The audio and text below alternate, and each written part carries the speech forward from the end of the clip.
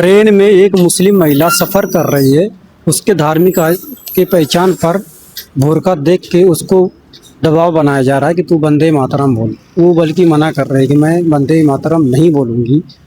तो वो लोग ज़बरदस्ती कर रहे हैं, यहाँ तक कि उसको इतना प्रेशर कर रहे हैं कि पुलिस भी बुला ली है और उसको धमकी भी दिया गया कि वंदे मातरम नहीं बोलेगी तो भारत छोड़ो। देखिए वीडियो को अंदर। भाइयों को लाठी क्या करूंगी? मेरे बंदे तो हाँ बोलिए क्या तुम्हारे भाई है तो क्या करेंगे? तुम क्या करेंगे? मैं क्या करना क्या? मैंने मेरी लाइफ के बाद जो तमाशा किया वही मैंने आपके पास के सर को वीडियो डाला। बंद करा पहले ना वंदे मातरम बोलना पड़ेगा। बोलिए आपको किसने आके फोर्स किया?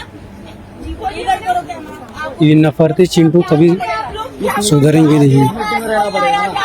इनके पास तो कुछ काम धाम तो है नहीं। यहाँ बुर्का टोपी वाला दाढ़ी वाला देखो, वही इनका अपना धर्म याद आता है।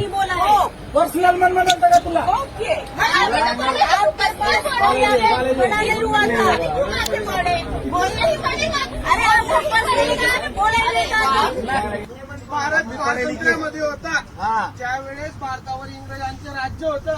त्यावेळेस भारताला सर्वांना एकत्र करण्यासाठी आणि भारताला पारतंत्र्यातून काढण्यासाठी वंदे मातरम गीताच्या खाली सर्व एकत्र आले होते आणि तेव्हा आपल्याला आज भारताला स्वातंत्र्य मिळलंय।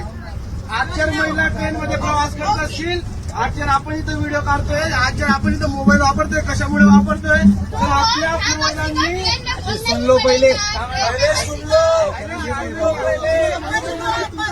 ऐकून घ्या तर त्यावेळेस वंदे मातरम गीत त्याच्यासाठी होतं तर भारताला स्वातंत्र्य मिळवून देण्यासाठी होतं आणि आज आपण वंदे मातरम गीतासाठी मोठं प्रमाणात करतोय।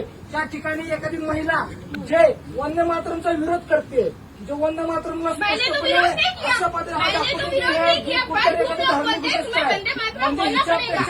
घटना कोणती याचा अर्थ असा आहे की त्या महिलेच्या मनामध्ये कितीपट नफरत भरली आहे देशाप्रती। त्या महिलेला देशाप्रतीची नफरत कुठे दिसते? त्याच्या विरुद्ध कारवाई करायचं काम कोण केलं पाहिजे?